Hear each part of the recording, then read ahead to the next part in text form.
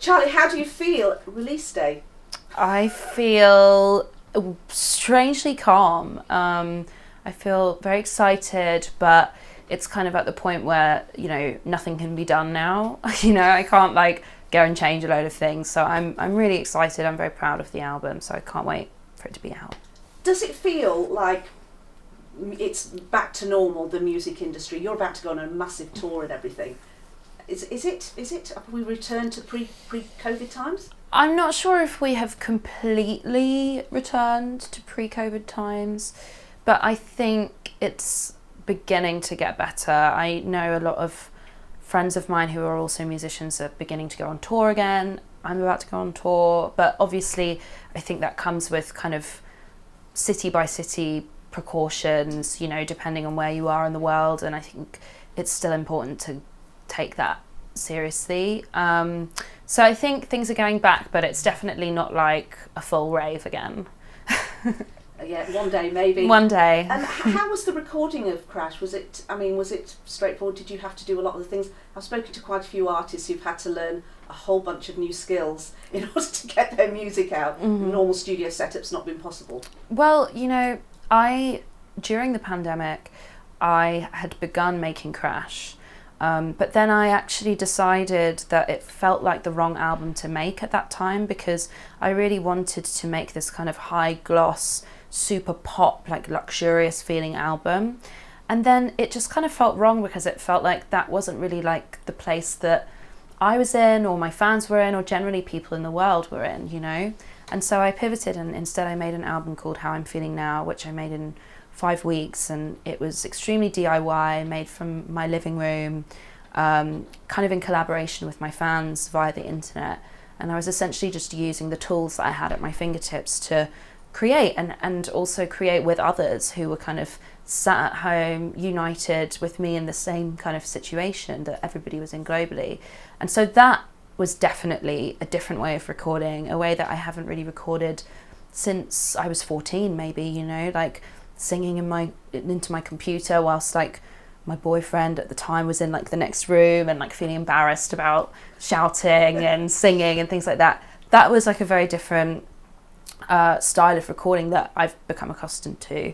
But going back to Crash, which I did sort of later on in the pandemic as things began to ease up, I was lucky enough to be able to use studios and go and collaborate with my producers and fellow co-writers that I was working with on the album, and it kind of felt more normal again. Oh, that's good to know. How would you say thematically Crash stands compared to How I'm Feeling Now 2020 album? Yeah, well, I think How I'm Feeling Now, it was almost like a diary, it was very much talking about things that were happening in the moment, talking about missing travel, missing friends, talking about being bored in, my own life, my struggles with my purpose, whilst everything was kind of stripped away from me. And I'm sure many other people also kind of struggle with that. My mental health, figuring out how to feel okay on a day-to-day basis and things like that. Those were kind of the themes of the album that I made in the pandemic, and I think it was quite easy to be quite vulnerable and open, because I felt so supported by the people I was communicating with online who were also going through similar things. With Crash, I would say I like to work in contrasts, and so this album Crash is very different. I think it's kind of discussing more broader sweeping themes, sex, romance, power, and power within relationships, whether they be romantic or, the relationship I have with my record label, or friendships, and the idea of what kind of woman I am, and playing with the constructs of the female identity within pop music. That's kind of where I landed with this album Crash. How do you feel about being a woman in music? Are you empowered? Is it better? I've heard all sorts of stories. I mean, when you say I write my music, You know, do people expect you not to have written your music? That's one, I heard that from Dua Lipa. You know, it's the surprise. Oh, you write music? Yeah. Is that still around? Yeah, unfortunately, that is very much still around. And whilst I do think that the music industry has drastically changed from when I signed my record deal 13 years ago when I was 16, I feel like the change is very gradual, and sometimes I feel like the change is only surface level. Dua's right. We, as a collective, women who are songwriters and artists, do constantly get asked with kind of disbelief whether we write our own music, whether we have control over our live shows, whether we direct our own music videos, etc., etc. And honestly, yeah, it can be quite infuriating, because I feel like our male counterparts are never really sort of questioned. Their validity never really comes into a conversation. It's just assumed that they do everything and are capable. And I think that's something that I find to be quite annoying, you know, the constant questioning of a woman's capability, not only within the industry that I'm in, but really kind of across the board, you know. I also feel like whilst there have been positive changes, I do feel like women are constantly still put in boxes. There's a certain type of woman you can be, you know. You can be the sexy pop girl, you can be the weird freaky girl, you can be the loud girl, the quiet girl. But I think sometimes when, you know, women are multifaceted, which obviously we all are, it sort of isn't really accepted because we're only allowed to be that one type of thing. So yes, it's challenging sometimes to be a woman in music, but I rise to the challenge, and I think having conversations like this are really important. And I also think, you know, I'm not defined by my gender. You know, I am a great musician. I'm not a great female musician. I'm a great musician. And I think that's the case for many musicians out there who are having this conversation. You're very open, Charli. You're very open and honest. You know, you don't often get that from people, which is really refreshing. And you have been for years talking about yourself. Is that, why do you take that approach? Does it help you, or are you just that kind of person? I honestly, initially I never really thought about it. You know, I think whilst I sort of hate the phrase no filter, like I don't really think that I have one. If someone asks me a question, I'm going to answer it honestly, and I think that's important within music. I don't find it very interesting when people don't have opinions or when people play it safe. And whilst I'm, you know, not trying to be opinionated to just be dramatic, like I do think it's important to have real conversations, especially when it comes to things about the industry or, you know, my sort of mental health or how I'm feeling. I feel like I have a very open dialogue with my fans, and I don't know, it's like, I suppose it's interesting because it's quite a humanistic character, but then at the same time I do love my favourite pop stars to be like fantastical, so it's kind of striking a balance between the two, I suppose. So how are you right now? Great question. Right now I'm good. I am good. I think over the past few months in particular, I've really struggled a lot with being sucked into the online vortex and kind of like the narrative around some of the decisions that I make online. And I feel like, you know, this is a tale as old as time. When you're low or feeling down and you read something negative about yourself, obviously it amplifies and you zone in on it. I feel like that's just kind of survival of the fittest in a way. Like the human mind is like protect. So I've definitely been kind of on that vibe for a little bit, but I feel good now. I feel really good because I feel so proud of this music that I've made, and I'm coming to the end of a 5-album record deal, and it kind of all feels like the end of an era, but the beginning of something really, really exciting. So I feel good. Your new music is great. Thank you. Is there a way that you can just not engage with your fans? Is that not an option for you? You're really in contact with your fans, but how I feel now, how I'm feeling now was made in collaboration with your fans. I've never heard anything like that. It was wonderful. So you seem to have a relationship with your fans that seems to be more intense than a lot of people in your industry. Well, I mean, to be honest,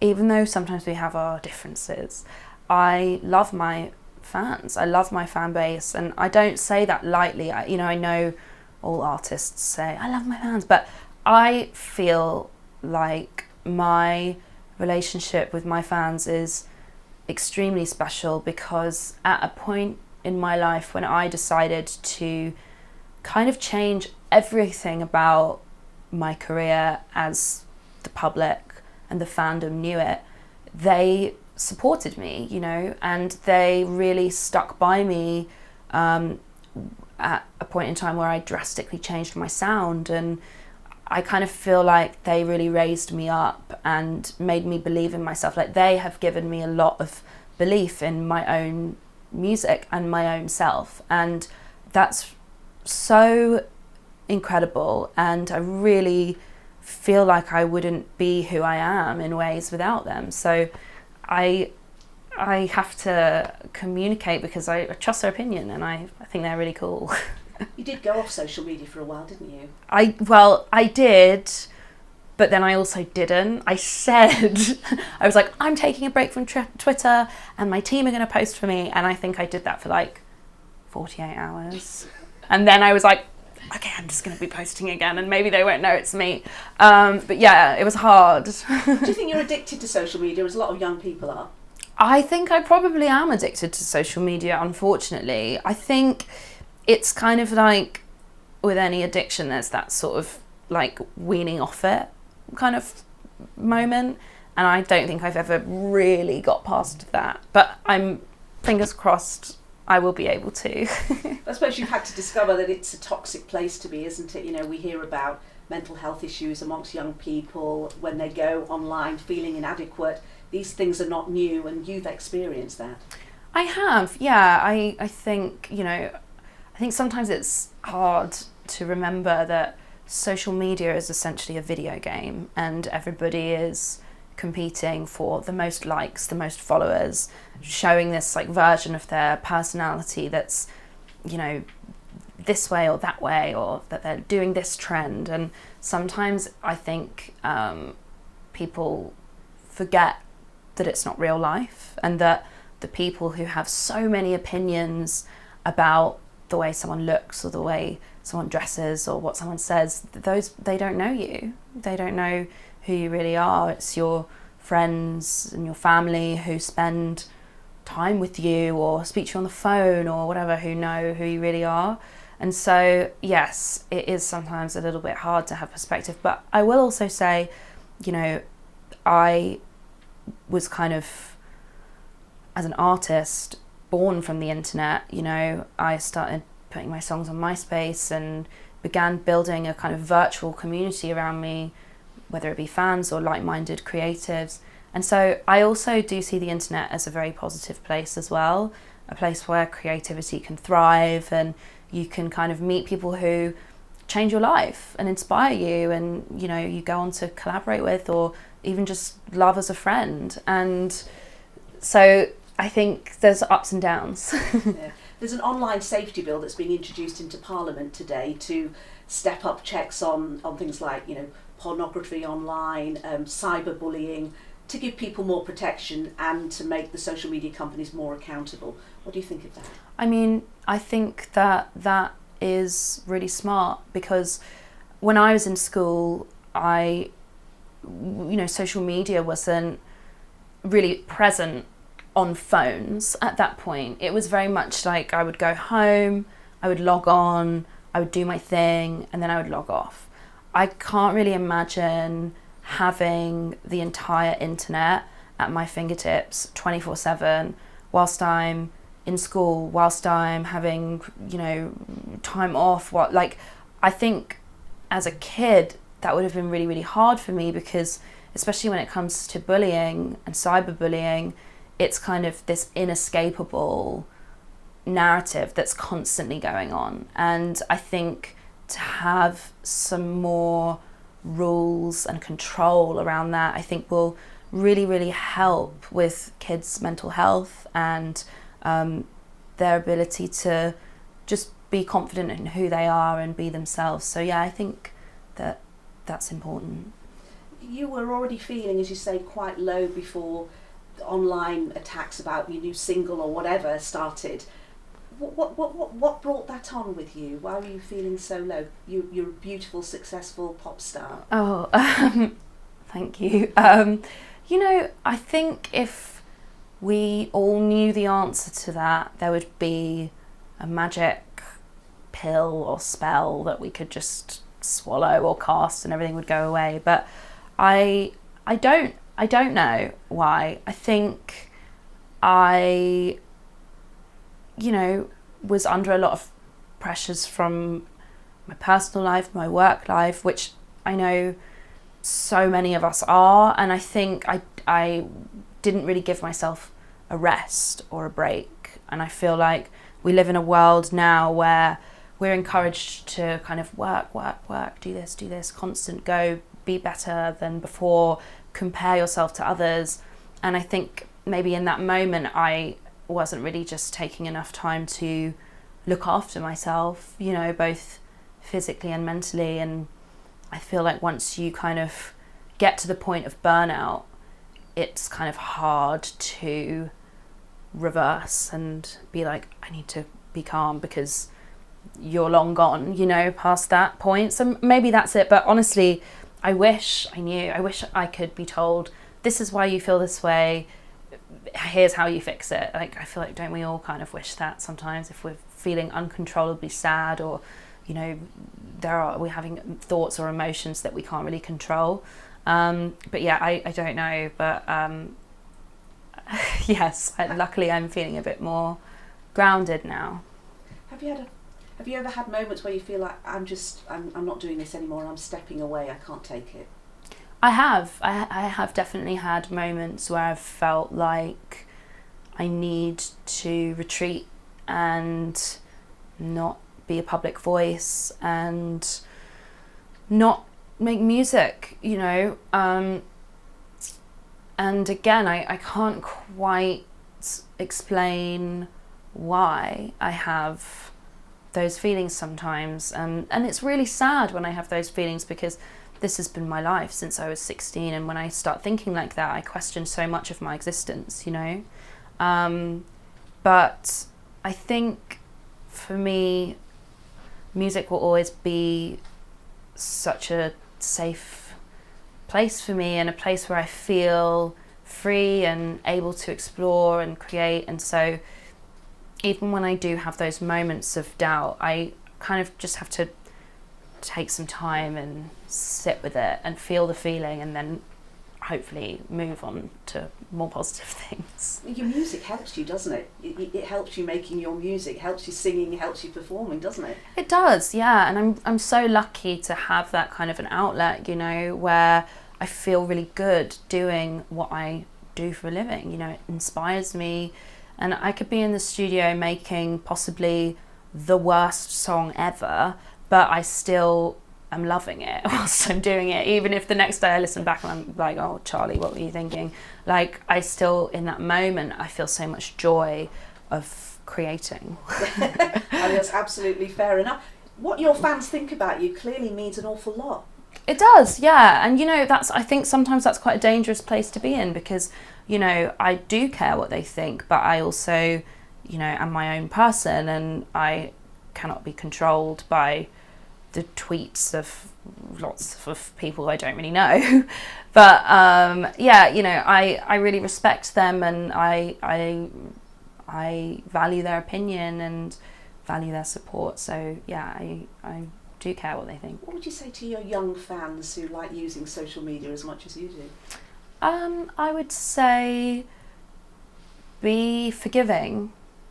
I think that's really the most important thing on social media, you know, and I think obviously everybody wants to have a voice, and sometimes it seems the way that you can get the most amplified voice is by saying something negative on social media, and I just don't think that that is a very positive or rewarding thing for the people who are reading it, for the people who are writing it. I just think you can find other ways to make an impact within your own life that maybe doesn't involve like a mean tweet, you know?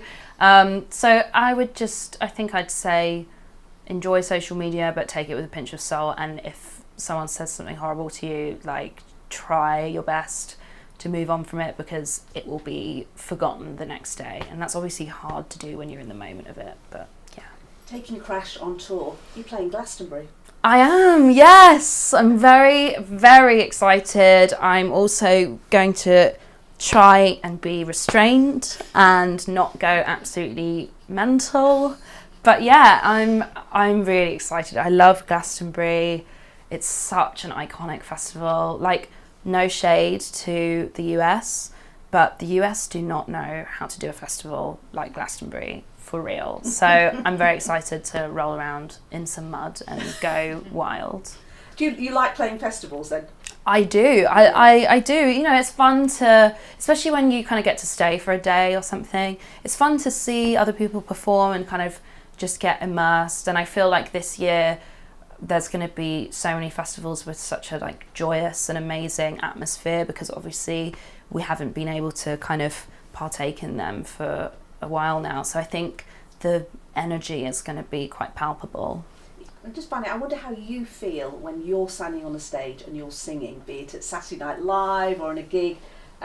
You seem very at home, and with the dancing, which is absolutely incredible. Who is Charli when you're on stage doing that? Well, you know, normally I'm kind of just lost in my own brain and not really thinking, but I've recently started dancing and doing choreography, which is a totally new thing for me. And you've only recently started doing choreography? Yeah. You don't look like it's recent. Thanks. You don't. Thank you. Well, that means a lot, because in my head I'm freaking out. I'm like, I'm going to fall over, and I'm counting, and I'm like trying to just like not fall off the stage or trip up. So that means a lot. Yeah, I think with the choreography I'm a lot more like focused, but generally when I'm performing I'm kind of just like, free in the moment, which is really fun. All right. Well, very best of luck with your tour. Thank it must you. be brilliant to be going out and doing the day job again. And good luck at Glastonbury, and we'll see you there. Thank you so much for talking to us. Thank you. Thank you.